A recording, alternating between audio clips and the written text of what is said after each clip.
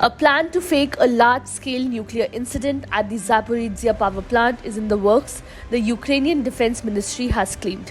According to the ministry's intelligence, Russia is hatching a plan to imitate an accident at the plant within hours in order to use it as a strategic pause for regrouping and planning.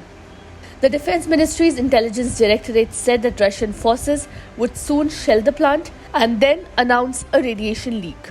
This would force an investigation by international authorities, during which all hostilities would be stopped. Ukraine's intelligence, however, did not provide any proof of the same. In a statement posted on Telegram, the Intelligence Directorate claimed that Russia has disrupted the planned rotation of inspectors from the International Atomic Energy Agency who are based at the plant. Russia would then use that lull in battle to regroup its forces and better prepare to stop the Ukrainian counteroffensive, the intelligence agency added. They will clearly blame Ukraine, the directorate said, adding that the aim of the attack would be to provoke the international community to investigate the incident and force a pause in fighting.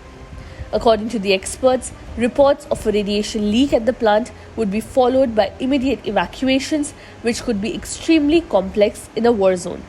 According to experts, the fear of being contaminated by radiation could also be more dangerous for many people than the radiation itself. The Vienna-based IAEA, which frequently posts updates on the plant, has made no mention of any disruption. The Zaporizhzhia plant, which lies in an area of Russian-occupied southern Ukraine, is Europe's biggest nuclear power station, and the area has been repeatedly hit by shelling that both sides blamed each other for.